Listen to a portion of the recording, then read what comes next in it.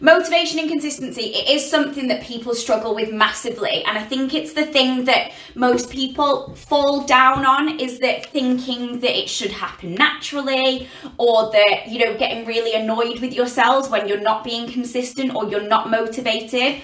And actually, I got to be really nerdy with this one and it made me really happy. So you're going to get some real brain insights on this one. So motivation and consistency. So essentially what is motivation? And there's loads of different, obviously, descriptions of it, but the main ones are a short-term focused energy. And the key there is short-term. So a lot of people think that you should be able to maintain your motivation for months. And some people might be able to, but actually motivation is something that you probably will only maintain, you know, in the initial period, maybe for a couple of hours. Then it might be a couple of days, then it might be a couple of weeks, then it might be a month. But actually, motivation is only a short-term focused energy. So getting really stressed out about yourselves not being motivated for weeks on end is a really normal thing, because it's short-term. And then it's a process where goal-directed activities are initiated and sustained. So there's two factors to that, in that it's initiated, so the act of starting something is getting motivated, but then sustaining that is how we stay motivated as well. So it's not one or the other. Motivation isn't just, you know, doing something all of the time. It's actually the act of starting something as well. And there's loads of different theories around motivation. So, you know, success, motivation is the expectation of success. So we get motivated because we're excited by the results, or we're motivated because we want to feel successful at the end of it. Think an athlete is motivated because they want to win a race, or, you know, you might be motivated in business, and this doesn't just apply to health and fitness, it can apply to everything. You might be motivated in business because at the end of it, you see your career going really well. So success is a motivator. Yourself, and this is a small number of people who are very self-motivated, who, you know, just get up in the morning and want to work out, or get up in the morning and just feel great about, you know, what they're striving towards, and they're very internally focused. But that's quite a small number of people. A really strong motivator is failure. So we are motivated to do something because we don't want to fail, or because we want to master something. So a lot of people, you know, will get to a certain stage, especially if it is a weight journey, where they actually want to, don't want to fail. They don't want to gain weight. So that's what motivates them. They don't want to fail. Then we have some like intrinsic and extrinsic ones. So, you know, an internal motivator or an external motivator. So an internal one might be, you know, I want to feel good about myself. An external one might be a health related issue that combine together, and then you bring them into your body, into your mind, so that you actually put them into action. And then finally, reward.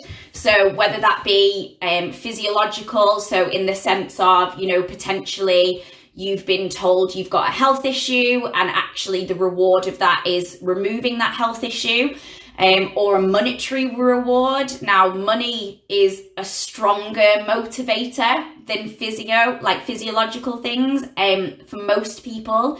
So setting yourself a monetary target on whatever goal it might be. So whether it is business related, you know, I want to earn X amount of money, or whether it is weight loss related, you know, a lot, or even giving up smoking is a really good example. A lot of people, when they're giving up smoking, put the money aside that they would have spent on cigarettes, and once they've, you know, ticked off that goal, that pot of money there is ready for them to go and use on something else.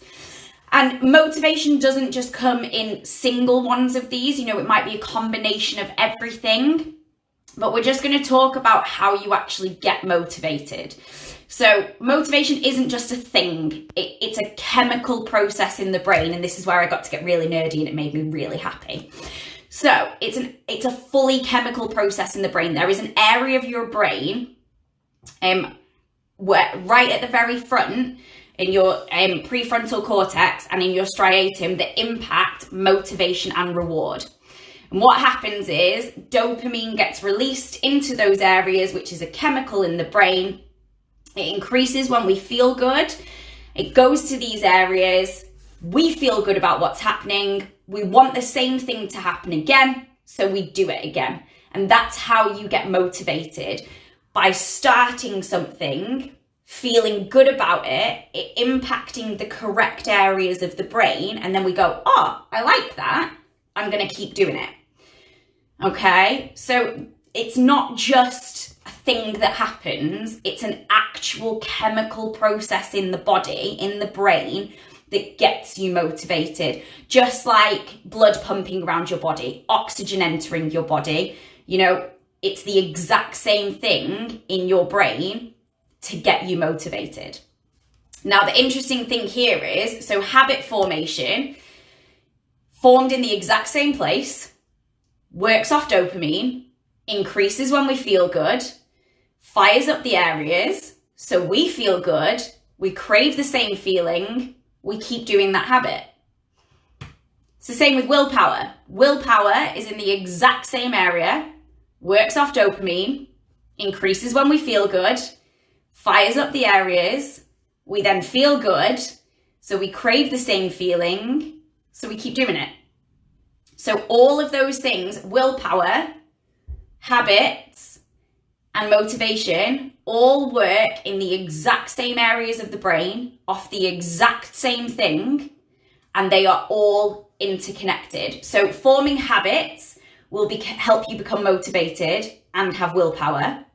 Exhibiting willpower will help you become motivated and help form habits.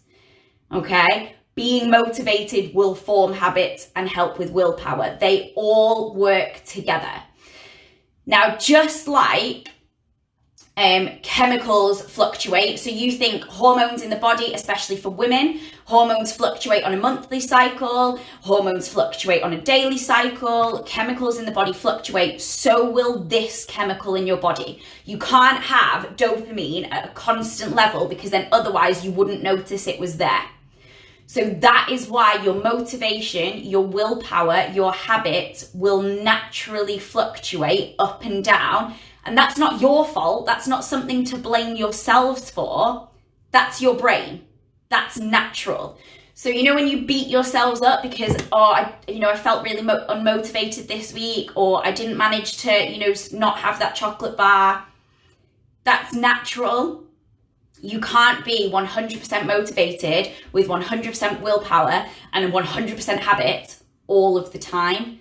It just doesn't work, because what happens is your dopamine, it's like drug takers, they need a bigger and bigger and bigger fix each time.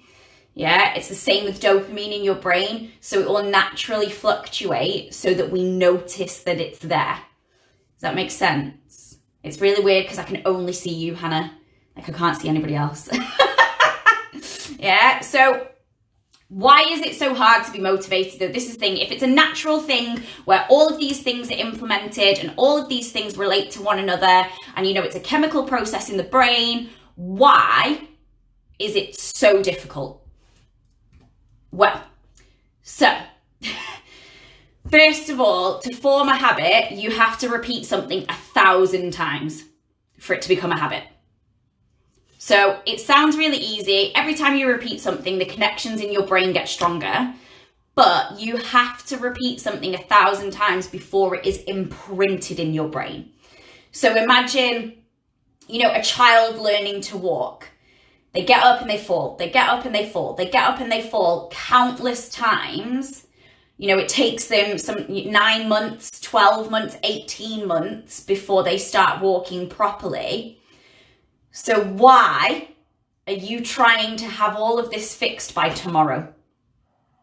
A lot of people go, right, by Monday, I am going to, never eat chocolate again. I am going to exercise every single day, and I am going to do this, this, this, and this. It takes 1,000 repeats before it gets cemented into your brain. So it's not going to happen overnight. So don't beat yourself up about making it happen overnight, and also be realistic in what you're trying to achieve.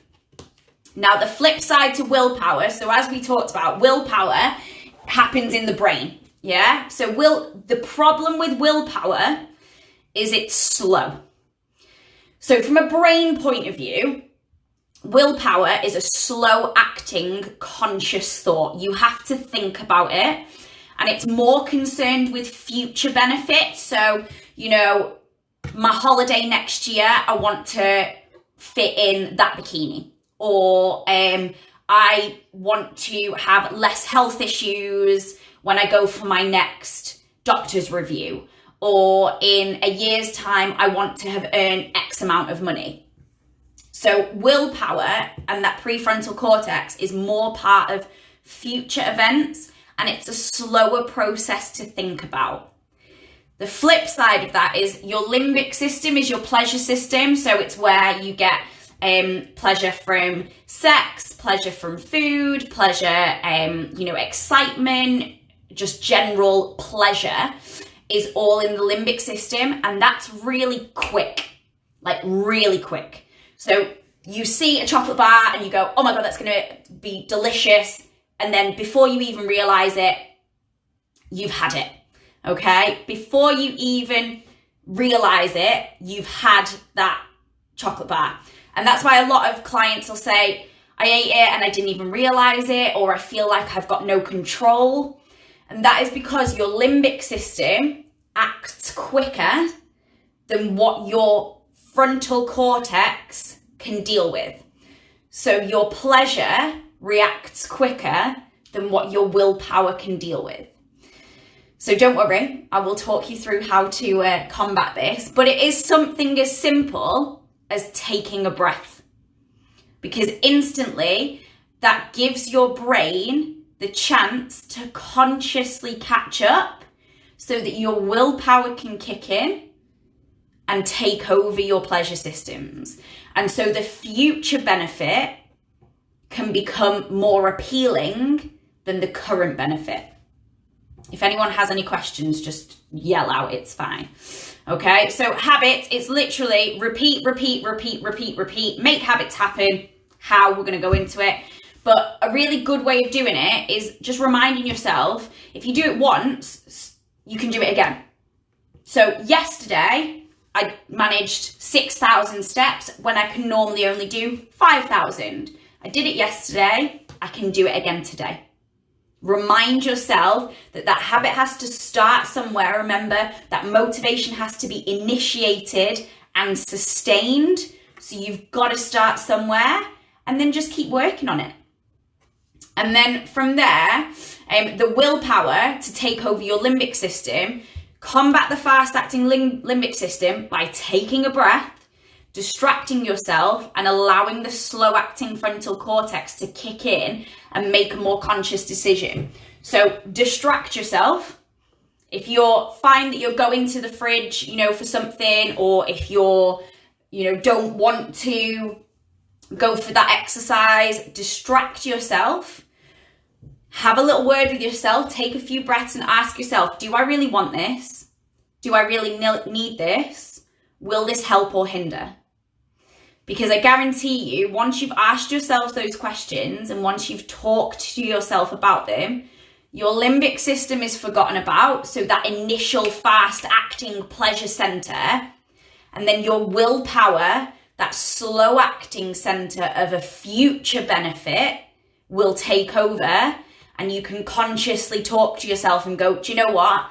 I don't need that chocolate bar right now because I don't want to gain weight and be bigger than what I am in a year's time.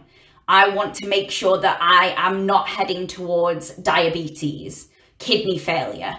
Yeah, I don't want that drink because I don't want my liver to suffer, versus that initial pleasure of, well, I just want it. Yeah. So how do you form habits and gain motivation? That is literally what we're all here for. So now that we know it, it's all in the brain, it's all just repeating stuff, but how do you actually make that happen? You've got to be smart. You've got to be smart about your goals. So We've talked about this before when I did the goal setting seminar. So SMART goals, specific. So not just, I want to lose weight. How much weight? How will you know when you've achieved that? Make sure it's measurable. Is it attractive? So often achievable, A is achievable, but I prefer attractive because if you enjoy it, then you're going to stick to it. So is that goal attractive to you? And is the method to get there attractive to you? Be realistic. And this is a big thing I'm going to talk about because we're often not. And then time orientated. Be realistic with your time as well. And then know your why. And we've done this before as well. If you've done some of my other seminars, why do you really want this? And I want to feel better is not an answer. That's not a strong motivator. Why do you want this? And really delve into that. So what impact will it have on your health, your family, your finances, your relationships, your confidence? You know, how will that impact everything? Because actually, if losing that little bit of weight, for example, helps you to feel more body confident, so actually you can be more intimate with your partner, and then that makes your relationship stronger, then that's a great thing, not just for you, but for your partner, and that makes a home life better. You know, if you're working on a finance goal or a career goal, will that career bring with you more finances? That means actually you're not worrying about money so much anymore. You know, you're not thinking month by month, day to day. Really delve into it. Maybe it's a health related issue. Are you worried that in 5 years' time, you are not going to be here? And it's a horrible thing to think about because you've got to get really in touch with yourself. But actually, knowing your why will motivate you further, because I want to feel better. Your limbic system is going to win over that. Whereas actually, if I want to make sure that I'm here for my kids in 10 years' time, that will outweigh that initial pleasure center. And then be realistic. So this is a conversation I've had to have with a lot of people. If you're trying to lose 7 pounds in 2 weeks, it's not going to happen. Sorry, it's just not. You've got to be really realistic with yourselves. And this is a conversation that I have had with one of my clients. So sometimes we get really annoyed that we're only losing £1 a week. Why is that a problem if you're doing it every single week? Would you rather lose £7 in 4 weeks, okay? But in another 4 weeks' time, you've put it all back on. Because in that 4 weeks initially, you felt like you were on a diet. And then the 4 weeks after, you've gone, oh, screw it, I've achieved it now. I'm going to eat whatever the hell I want. So in the space of 8 weeks, yeah, you've lost £7, but then you've put it all back on again. Or would you rather lose £1 a week, get to the end of the 8 weeks and have lost £8 and keep it off, but it's slower, but you've enjoyed the process. You've still gone out for tea. You've still had some treats here and there. You've not felt like you've been on a diet, but you're able to maintain that, okay? You've got to be really realistic with your goals and realistic in the situation that you're in as well. If you're someone who goes away for work 3 or 4 times a week and you're eating at restaurants 3 or 4 times a week, well then you've got to slow that process down a little bit. If you've got kids and they love going out for a Saturday McDonald's and you don't want to miss out on that family time, well then let's implement that, but let's be realistic about where you want to take your goals as well. Which leads into expectations. 6-pack abs doesn't happen. Women especially were not necessarily designed to have a 6-pack. And you've got to be really careful about what you see on social media because a lot of positioning is involved. Okay, are you looking at what your body looked like when you're 18 and now you're 40 and you're trying to get back to your 18-year-old body? Not going to happen. Are you thinking, okay, I'll get back to my pre-baby body Your hips have widened, so they're naturally going to be a little bit bigger, okay? Try not to look backwards.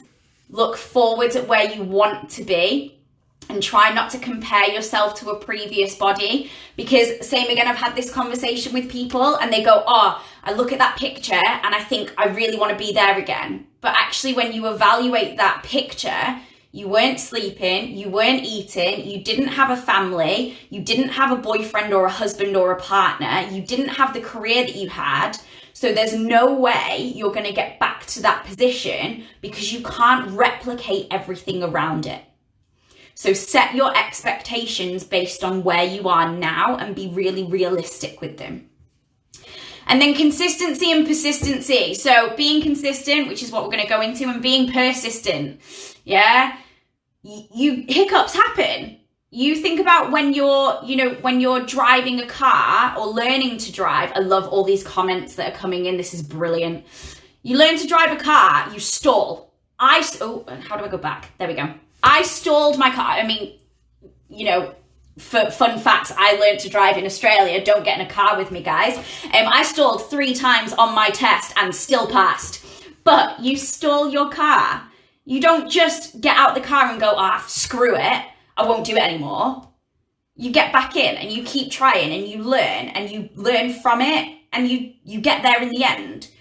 So why is the goal on your body or your career or anything like that any different? Hiccups happen.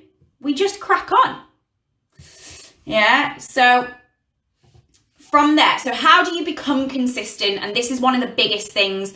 You've got to plan, and you've got to plan quite specifically. So plan your week. What are you going to do and when? Monday, Wednesday, Friday, I am going to get up 20 minutes earlier and just do a really quick 20-minute workout before the rest of the day starts. Okay?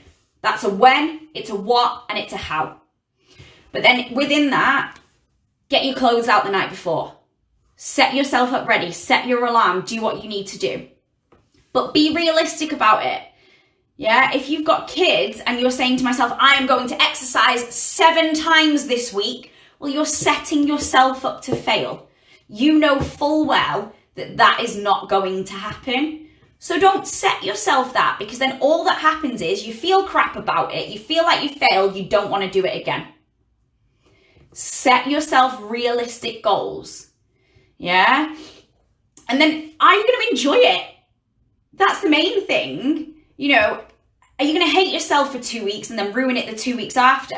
Or are you going to enjoy the process for 4 weeks? It's my birthday on Monday. I am having cake. 100%. Yeah, if it's your birthday, eat the goddamn cake. Don't punish yourself for enjoying life, because that's what it's about. You don't want to get into 20 years' time and go, do you know what? I wish I'd just eaten the cake. Yeah, there's ways for you to have your cake and eat it too. There are ways for you to still achieve your goals, but have that Friday night tea. We just need to manage it and plan it properly. And slow and steady, as long as you're enjoying it, is better than being on a diet and then ruining it after that. I mean, I would much rather enjoy the process and it take 4 weeks than it take 2 weeks, hate it, and then the next 2 weeks ruin all my progress. Okay? And then same with an all or nothing response. So I've done this before as well for a lot of you. All or nothing, unrealistic, and that's what happens. You say, I'm going to train 7 times this week, and then when you don't do it, you go, screw it, I've completely failed, I'm not going to try again. It's learned helplessness versus learned optimism. How you talk to yourself gives rise to how you see yourself, which gives rise to your performance. If you tell yourself you can't do it, you won't do it. If you tell yourself you can, you will. And I had a really interesting thought about this before. Kids, or I know a lot of you are instructors or have kids or nieces. You don't say to them, when they're doing maths or anything, you got 2 + 2 wrong, you can never do maths. You tell them that they can be whatever they want to be. Why does that stop when we become a parent or when we become an adult? We stop telling ourselves that we can do what we set our minds to as long as it's realistic. You know, if your child hates blood, well, then they're probably not going to be a doctor, but they can be anything else. It's the same with you. You can lose that weight if you want to, but maybe not to where you were when you were 18, but you can still get to a place that you want to be. But that brain mechanism, those brain chemicals fluctuate. So why are you forcing yourself to achieve all or nothing when your brain chemicals aren't set up to do that? Your brain is not able to do all or nothing, so don't make it. Little bits, little hiccups, and talk to yourself kindly. Tell yourself you can do it and you will do it. And then this leads in nicely, bounce back, hiccups happen. So I planned X, Y, Z. I planned Monday, Wednesday, Friday. Do you know what? My kid was up all night Thursday night and I just couldn't get up Friday. You still want 3 workouts, so do it Saturday or Sunday. X, Y, and Z is still the same as Z, Y, and X. Yeah? So, we've removed the 40-minute limit on your group limit. Excellent. A gift from Zoom. That's handy. So, plan your week, but then know that there's room to wiggle. Be fairly flexible with it. And this is one of the conversations I had with one of my clients as well. So normally their treat night is on a Saturday night where they will just enjoy themselves, have whatever they want, absolutely fine with the family. And they came home one night and their other half had made them a really nice like homemade pie and chips. But oh my God, it was on a Tuesday. What do I do? And they started having a massive panic. Well, enjoy it and just don't do Saturday instead. There's 7 days in a week. You can mix and match. X, Y, and Z is the exact same as Z, Y, and X. It's just in a different order. So plan Monday, Wednesday, Friday. But if it happens Monday, Wednesday, Saturday, well, you've still achieved. You've still been consistent. So well done you. Okay. So then from there, the all or nothing mentality and, the all or nothing mentality. And this works the same from a mental and a physiological point of view. I did an all or nothing seminar. What happens is, but this is in a binge sense, what happens is you crave sugar, so you eat loads of it. You have a massive, massive spike. You have a crash down the other side. You feel like crap. So then you eat more sugar to make yourself feel better again. And you end up having this roller coaster of high to low, high to low, high to low, because you're recovering from this crash and this fall. Whereas actually, if you just let yourself have a little bit, so rather than having, a family size bag of Maltesers in one night, split it over 3. You're less likely to have this all or nothing response, because then what happens is you have a family size bag of Maltesers and then you go, I will recover it tomorrow by eating lettuce. And then you have a crash and then it all spikes again and you're just encouraging this response. The same happens with your mind. So you deprive your mind, you say, I'm not going to have it, I'm not going to have it. Then you binge, or then you go completely the other way and then you feel rubbish. So then you go completely this way and then you crash again. And then it just ends up being this roller coaster for your mind, for your body. Whereas actually, if you just kept it fairly stable, your brain would be able to deal with it better. Your body would be able to deal with it better and you'd be more consistent. And then remind yourselves, how you talk to yourselves is how you see yourself. Your willpower impacts your habits impact your motivation impacts your willpower. It's all in the same part of the brain working the exact same chemicals. So if you're stronger in willpower one day, well, that's going to help your habits and it's going to help your motivation, because do you know what? I didn't have that extra slice of pizza yesterday, so I don't need it today. You had willpower yesterday, so that helps you with your habit today, which motivates you further because you feel great about achieving that. And then you've got to remind yourself, I did it yesterday, I can do it tomorrow. Positives rather than negatives. So a lot of people say, oh, well, I had a chocolate bar. Okay, but last week, would you have had 3? Yeah, so you're doing really well. Your habits are changing. Just because it's not gone from here to here, it's gone from here to here. That is still a really positive change to make. So congratulate yourselves. You're doing really well. And you should remind yourself of that, because if you tell yourself you're doing well, you're more likely to repeat it and you're more likely to get further in this. Chemicals fluctuate, so will your willpower, so will your habits, so will your motivation. Some days that chocolate bar will win. Some days you won't get out and exercise.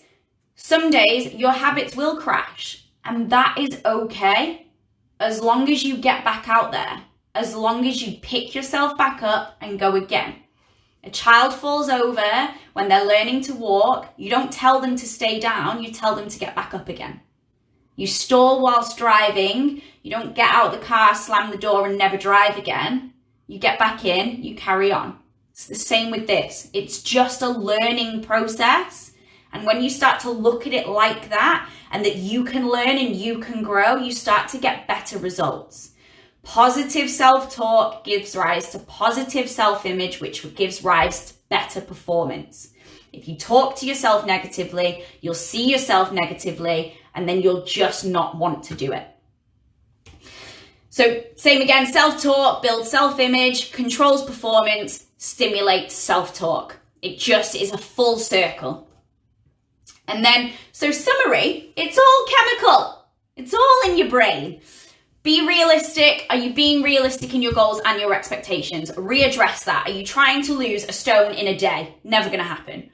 Be realistic. Be realistic about your expectations. Are you trying to get your 18-year-old body back when that's not going to happen? Find solutions. We've done a whole thing on this before. Problems will happen. So that's where being flexible, but being planned. So having a plan A, B, C, D, E. If I don't do it Friday, I've always got Saturday. Find solutions to your potential problems so that when they arise, you know, hiccup. You know how to deal with them. And then it's the most, we tell it to our kids and the teachers do, and I hate it. My teachers used to tell me this all the time. Fail to prepare to fail. But it's the same with stuff that you're learning now. You're learning. This is something to learn. This is not something that's natural to everyone. It's something that your body has to learn. It's something that your brain has to learn. So, but there are different ways to the same destination. X, Y, and Z is the exact same as Z, Y, and X. You've just done it in a different order. So plan your week, but then know that if it just gets a little bit up and down, that's fine. You've still been consistent. Consistency doesn't need to mean rigid. Yeah, Monday, Wednesday, Friday is still 3. So if that's Tuesday, Thursday, Saturday, you've still been consistent. It's the exact same result. Think positive, forgive yourself, forget about your past, be positive about the journey that you're going on, where you want to go, self-talk, self-image, performance. Let it be enjoyable. So, okay, it might take a week or 2 longer than what you expected, but you enjoy the process. You don't feel like you're being deprived, and you're more likely to stick to it versus hating a shorter amount of time and then ruining the progress because you've hated it for so long. So allow yourself that little bit extra time to get where you want to be so that you can stay there and not have to go through it all again. SMART goals, specific, measurable, attractive, realistic, time-orientated. Don't punish yourselves, even from just from a blood sugar point of view. So if you overeat on one day, don't try and undereat the next day, because then you just put yourself on a roller coaster. And it's the same with your brain. Don't punish yourselves. You are more than just what your weight is. You are more than just what your body shape is. You are more than whatever your finance goal is. Yeah, there's so many other factors to take into account that you don't need to punish yourself on one of those areas. If you murder someone, unless it's justified, obviously, then maybe punish yourself. But when it comes to this, it's fine. And then have a learning mindset. So don't think of this as something to stick to. Think of this as a learning process. You know, when you were at school or college or uni or whatever, you learn things, and yeah, you got things wrong, but you learned from them, and then you picked yourself up and you went back again. Sometimes you go down one path and you go, oh, that's not actually working, so you go down another one. A journey isn't linear. You know, it goes left, it goes right, it makes U-turns, and that's fine. So just learn from it and be resilient with it. Any questions? Yeah, to go to the gym and stuff at home and working from home. And yeah. I was talking to a friend about it, and we were saying, you know, you wouldn't speak to yourself like you speak to your friend. I know we said about kids, but, you know, how would you speak to your friend if your friend said, oh, I'm doing so well on my diet, I've done like 28 days, and then last night I drank a whole bottle of wine, I ate 10 bags of crisps, and I had this conversation with a friend, and I said to her, that was yesterday. It's gone. Exactly. Don't say that to myself. Exactly, and that is such a good way to look at it. If your friend was talking to you, what would you say to them? And that is such a good way of talking about it, because a lot of the time you would say, that was yesterday, you've done really, really, really well. Why are you punishing yourself over one? You know, so really good way to look at it. Absolutely, absolutely. Any questions, guys? No?